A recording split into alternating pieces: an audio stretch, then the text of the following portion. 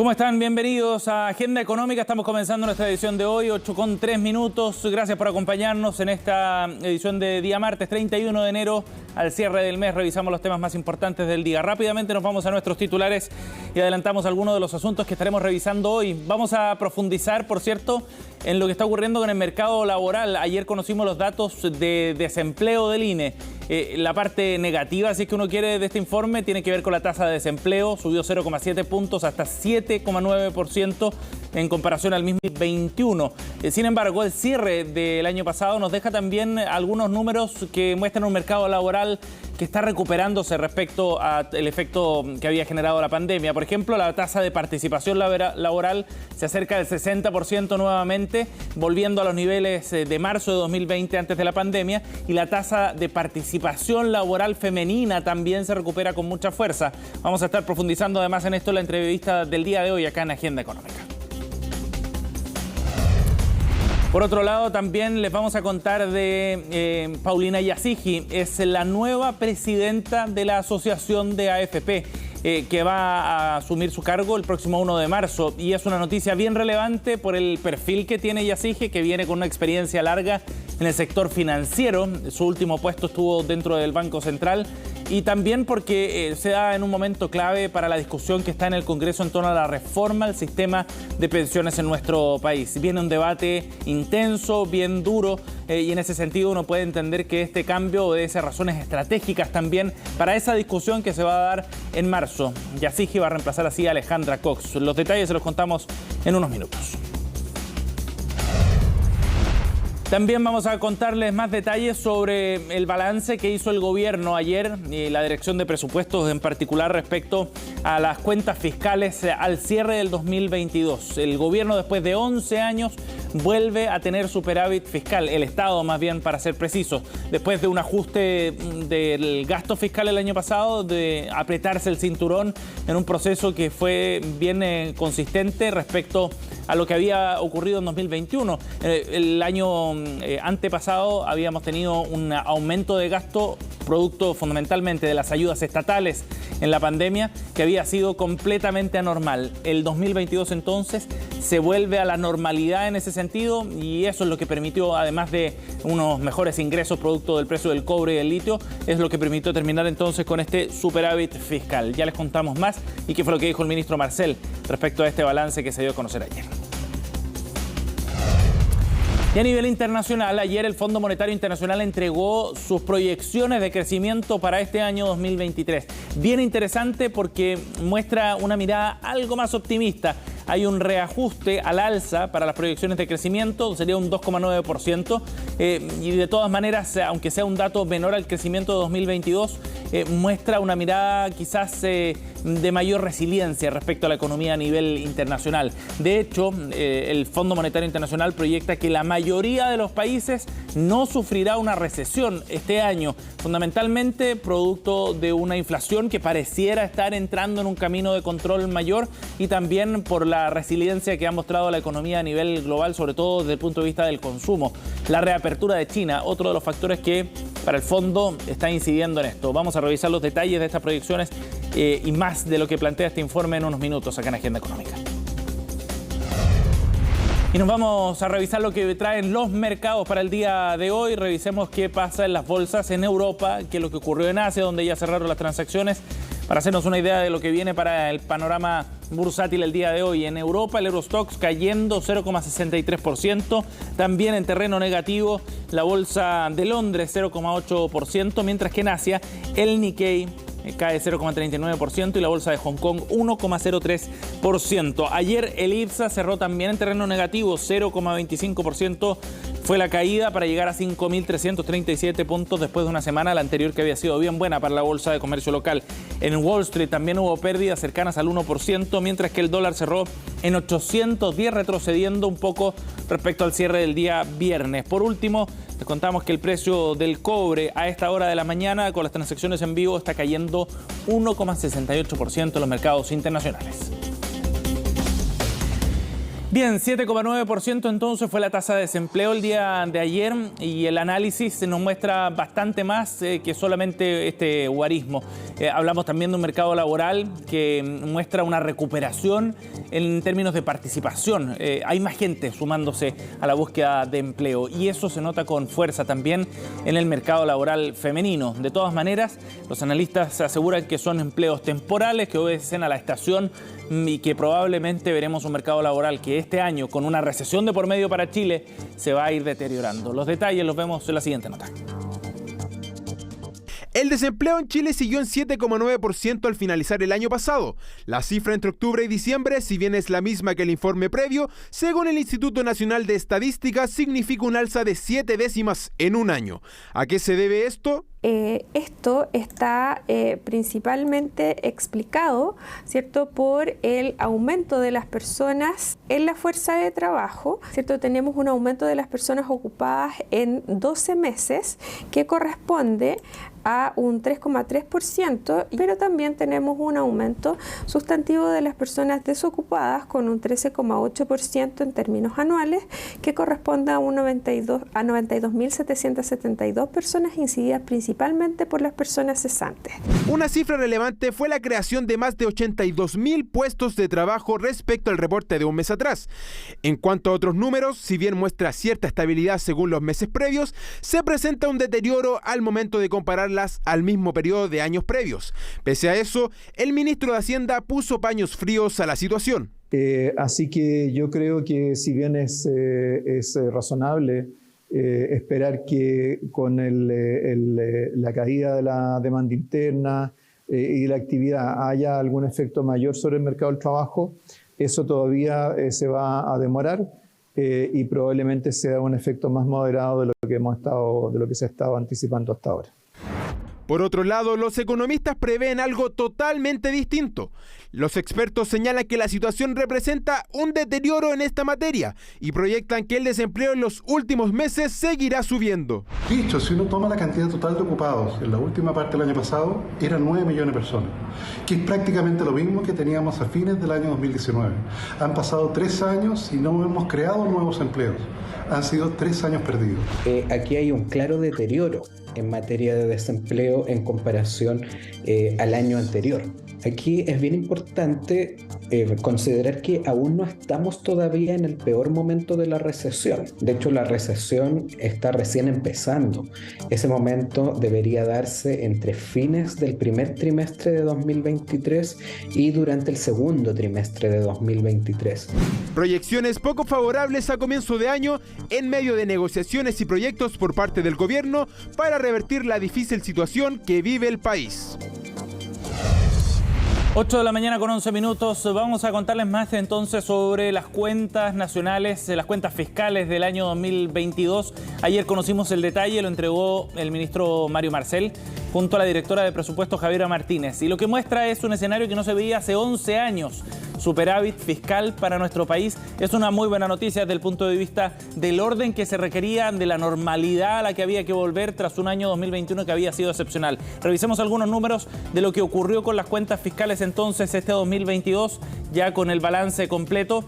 Muestra que el gasto el año pasado cayó en 23,1%. Suena una cifra muy alta, un ajuste de cinturón, digamos, muy fuerte. Y claro, eso tiene que ver fundamentalmente con que en 2021 se gastó mucho más producto de la situación que estábamos viviendo en medio de la pandemia. Los ingresos familiares de emergencia, por ejemplo el IFE, obligaron a un gasto absolutamente excepcional y había que volver a la normalidad, lo había establecido como una prioridad, de hecho, el ministro Marcel a inicios del año pasado, y esto se concretó con estos números. Los ingresos, además, por otra parte, que es la otra cara de la moneda, aumentaron con fuerza, 6,3%. Un mejor precio del cobre, el mejor precio del litio también han permitido ingresos para el Estado que son muy positivos y que permiten también entonces dar forma a este superávit fiscal de 1,1% para el año 2022, 1,1% del PIB, esa es la referencia. Y la deuda pública de esta forma entonces, después de estos 2 años,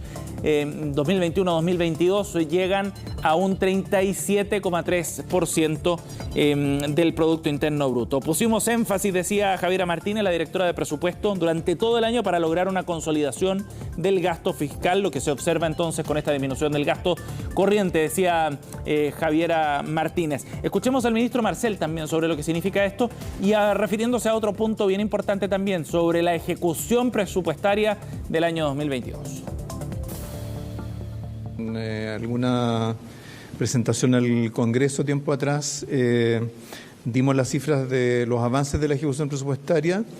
Los parlamentarios eran muy escépticos de que se pudiera, ¿cierto?, llegar a ejecutar más que el año pasado, y efectivamente los ministerios de Vivienda y Obras Públicas así ocurrió.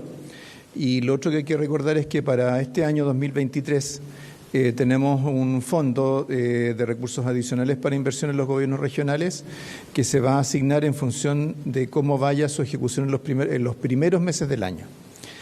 Por lo tanto, eso va a generar un incentivo a ejecutar bien la inversión desde un comienzo, en lugar de estar, ¿cierto?, en los últimos meses del año, como decía la directora, noviembre, diciembre, corriendo para ejecutar la inversión. 8,14, ya les contábamos en nuestros titulares que el Fondo Monetario Internacional hizo una actualización de sus proyecciones de crecimiento para este año 2023 y afortunadamente, esta es una buena noticia, van al alza. 2,9% es lo que crecería la economía global durante este año, 2 décimas más de lo que se había proyectado en el informe anterior. Y es una buena noticia porque además esto obedece fundamentalmente a factores que son más estables, más de largo plazo. Por un lado, una inflación que empieza a dar algunas señales de estar cediendo ya. Y eso obedece fundamentalmente a la estrategia que han ido aplicando los bancos centrales de alza de tasas. Por otra parte, la reapertura de la economía china a fines del año pasado también aparece como uno de los factores relevantes, dice el Fondo Monetario Internacional, para esta economía que se muestra más resiliente. Y un consumo también que ha resistido a estos vaivenes económicos. Son los 3 factores que menciona este informe publicado el día de ayer. La lucha contra la inflación está empezando a dar resultados, pero los bancos centrales deben continuar con sus esfuerzos por frenarla, decía Pierre-Olivier Gourinchas, el economista jefe del Fondo Monetario Internacional, en este informe conocido el día de ayer. De esta forma, entonces, las proyecciones plantean que Estados Unidos crecería un 1,4% durante todo este año, la zona euro un 0,7%, en el caso de Japón un 1,8%, y dentro de las economías emergentes, China crecería un 5,2%, India lo haría en un 6,1%, y ambos países, estos dos gigantes de Asia, lograrían empujar en sí el 50% del crecimiento a nivel internacional. El fondo, de todas maneras, advierte que la inflación sigue siendo una amenaza en caso de que no se logre controlar del todo, y por otra parte, la guerra en Ucrania como otro de los factores de riesgo para las proyecciones de este año.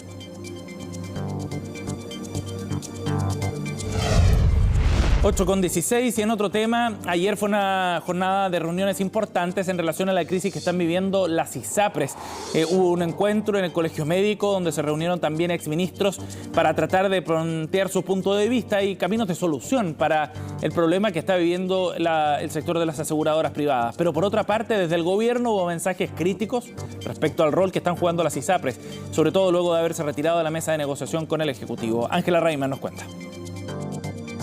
Hasta el Colegio Médico llegaron exautoridades de salud con el fin de conversar y entregar posibles soluciones al complejo momento que atraviesan las ISAPRES. En la instancia, el acuerdo fue claro. La crisis se debe resolver urgentemente y como un problema de Estado. Esto es algo urgente de resolver, pero no por eso nos obliga a tomar decisiones apresuradas. Creemos que hay que abordar el tema de dos puntos de vista. Uno, de la crisis aguda que tenemos actualmente, que tiene relación con la implementación del fallo de la Corte Suprema, pero también sentarnos a conversar de cuál es el sistema de salud que queremos construir a futuro en nuestro país. Un sistema universal basado en la seguridad social de cobertura integral, con un proceso de transición gradual que garantice las prestaciones de todos los pacientes. Reforzar la atención público-privada, replantear el futuro de las ISAPRES bajo un modelo de atención de salud y también fortalecer FONASA. Fueron algunas de las conclusiones conclusiones de esta reunión. Un plan universal de salud, o sea, cuáles son las prestaciones, las coberturas, incluso los plazos que nuestros sistemas de salud, tanto prestadores públicos como privados, van a cumplir para asegurar que las personas tengan una atención oportuna. Ex superintendentes de salud también han aportado propuestas para resolver la crisis de las instituciones de salud previsional. Para ellos, las soluciones a corto plazo deben estar alineadas en una ley corta que permita generar un sistema universal dentro de las ISAPRES. Creemos que es necesaria la tramitación inmediata de una ley corta que contemple ciertos elementos que den estabilidad al sistema, tales como un plan de salud garantizado, un plan de salud universal, un fondo de compensación de riesgos. Lo más importante es que esta solución no debe tener costo fiscal. Es decir, aquí no hay un salvataje de las ISAPRES por parte del Estado. Las ISAPRES congelaron su participación en la mesa de trabajo encabezada por el Ministerio de Salud, acusando que volverán a estar disponibles cuando el Ejecutivo presente propuestas concretas para abordar la crisis. A 2 meses del fallo de la Corte Suprema, constatamos con profunda preocupación que el gobierno no tiene a la fecha medidas concretas. Muy inconsistente que, habiendo habido una serie de acciones legales en torno a eso, ¿cierto? Las ISAPRES se pongan en una situación de exigir determinadas acciones al gobierno. Creo que lo que corresponde más bien es colaborar. La postura del gobierno sigue siendo la misma. Esperarán la resolución en que dé la Superintendencia de Salud, que aún tiene un plazo de más de 3 meses para informar a las ISAPRES el mecanismo de aplicación de la tabla única de factores conforme al fallo de la Corte Suprema, y trabajarán en fortalecer el sistema de FONASA. Esta crisis es una crisis de arrastre, de responsabilidad principalmente de las ISAPRES. ¿Y qué es lo que nos corresponde a nosotros como gobierno? Cumplir con el fallo por un lado, y por otro lado nuestra posición irreductible es que protejamos y salvaguardemos a las y los usuarios de la ISAPRES y sus prestaciones. Primero, darle estabilidad a los afiliados del sistema ISAPRES que están hoy día con tratamientos, con cobertura, y además de esto, fortalecer el seguro público de salud. Para este viernes, las autoridades sanitarias citaron a las comisiones de salud de la Cámara de Diputados y el Senado de forma extraprogramática para discutir posibles soluciones legislativas. La invitación hasta el momento no se ha extendido a las ISAPRES.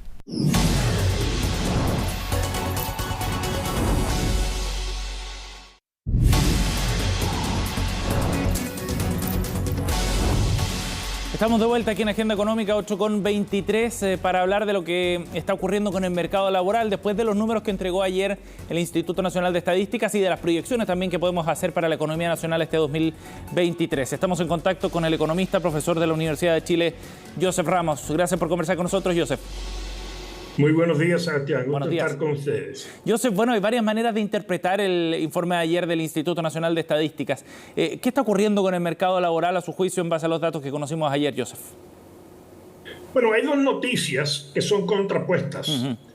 Una es que la tasa de desempleo subió, ¿no? Subió de 7,2 a 7,9. Esa es la parte negativa. Pero por otro lado, hay el número de empleos que se generaron. Y aumentó fuertemente el número de ocupados. Entonces, en el periodo de los últimos 12 meses. Entonces, si lo que a uno le interesa es que haya más empleo, ha habido más empleo. Y además, el empleo que se creó fue básicamente formal. Entonces, lo cual también indica no solo que es un mejor tipo de empleo, sino empleo formal quiere decir alguien que está trabajando por una empresa. Son empresas que lo están contratando, a diferencia de alguien que se autoemplea. Entonces, mi lectura es de que la situación laboral, si bien está todavía en una situación delicada, todavía no ha mostrado el deterioro que se anticipa en la medida que la economía se vaya enfriando. Sí. Joseph, ¿y estaremos en condiciones, pensando en que ahora viene un proceso de desaceleración de la economía, estaremos en condiciones de volver a ese mercado laboral que teníamos antes de la pandemia? Bueno, o sea, vamos a encaminarnos en esa dirección. Eso es lo que está sucediendo. Mucha gente que pasó a ser inactiva, es decir, que ni siquiera buscaba trabajo, ahora está saliendo a buscar trabajo. Y de hecho, yo anticipo que eso va a seguir siendo el caso. Que mucha de esa gente simplemente dejó de buscar porque no creía que había posibilidades, y ahora sí van a estar buscando. En la medida que ya el tema del COVID sea, no digo que se haya pasado, pero que el COVID se ha tranquilizado al menos. Claro. Yo creo que la gente va a estar buscando trabajo como lo tenían antes. Y eso va a presionar al mercado laboral. Sí. Ahora, la capacidad de resiliencia que ha mostrado el mercado laboral, Joseph, ¿cuánto más podría extenderse? Pensando en que viene un año, este 2023, donde tendremos una recesión acá en la economía local. Bueno, efectivamente, yo creo que todos los pronósticos, incluyendo el mío, es que en la medida que la economía se enfríe o entre en recesión, efectivamente se dejarán de crear empleos. Probablemente no solo no se dejarán de crear, sino habrá despidos. Y hay que tomar en cuenta que cada año, por razones demográficas, entran unos 100.000, 125.000 personas más a buscar trabajo. Entonces, eso hace pensar que si no se crean nuevos trabajos debido a la recesión que se avecina, y si entra más gente al mercado laboral, más los que están todavía que no han entrado desde la época de la pandemia, eso hace pensar que la tasa de desempleo va a subir significativamente en 1 o 2 puntos al menos. ¿Podría llegar a 2 dígitos, Joseph? Podría. Sí. Joseph, ahora, eso nos lleva a la pregunta entonces respecto a los esfuerzos que se deben hacer pensando en este año 2023 desde las políticas públicas, ¿no? Desde el Estado. ¿Va a ser este un tema prioritario, cree usted, un tema crítico, digamos, en la economía nacional, el del empleo? Definitivamente. O sea, es un tema que se tiene que abordar junto con la inflación. Son las dos cosas que van a estar afectando al público en general, ¿no? Y recuérdense que el empleo no solo afecta al que queda cesante, sino típicamente cuando hay menos oportunidades de trabajo, los salarios tienden a subir menos también, ¿no? Entonces, y eso sí afecta el resto de la población. Entonces, yo creo que el gobierno sí va a tener que estar prestando atención. Ahora, no es una calamidad, no es una crisis que uno diga como fue, qué sé yo, el año 74, 75, el año 83, nada de eso. El desempleo fue 20 o 30% según el caso. Sí. Estamos hablando de un par de puntos, y eso quiere decir que probablemente se necesitarán tomar medidas para los cesantes. Los cesantes. Recuerden, los cesantes. Estamos hablando de medidas para 700.000 personas, no para 9 millones de personas. Sí, claro. No es como para el IFE emergencia que se dio a virtualmente todo el mundo. Aquí tiene que focalizarse la gente sin trabajo. Eso van a necesitar ayudas, probablemente aumentando el monto del seguro de cesantía, extendiendo el plazo que ella cubra. Medidas de esa naturaleza. Más, por supuesto, medidas que aumenten el empleo. O sea, una de las medidas que yo pienso para este periodo es que los proyectos de obras públicas que se estén realizando fuera de las ciudades, donde no hay un tema de ruido de por medio, que esas obras se empiecen a trabajar no a un turno, como es habitual, sino a 3 turnos, las 24 horas, de tal modo que el empleo que se va a generar en 2 o 3 años se genere en 1 año. O sea, esa sería una medida para aumentar el empleo productivo. Joseph, en ese sentido, ¿va a ser un periodo entonces distinto respecto a lo que ocurrió en el 2021, por ejemplo, ¿no? Donde había incentivos para que la gente saliera a buscar empleo? Ahora se requieren incentivos en el otro lado del mercado laboral, digamos. Bueno, efectivamente, o sea que ahí el tema va a ser que muchas empresas, por ejemplo la construcción, que ya se está notando en la construcción caída de empleo, hay que tomar medidas que haga que esas empresas quieran contratar más. De acuerdo. Como el que acabo de señalar. Ahora, no hay que engañarnos tampoco. O sea, la economía es cíclica. Hay recesiones, por mucho que uno trate de evitarlo. Claro. Y entonces se deben buscar medidas para mitigar sus efectos negativos. O sea, una medida son los de apoyo y otras medidas son el tipo de cosas que te acabo de señalar, acelerando los turnos en los proyectos fuera de la ciudad de obras públicas para aumentar el empleo.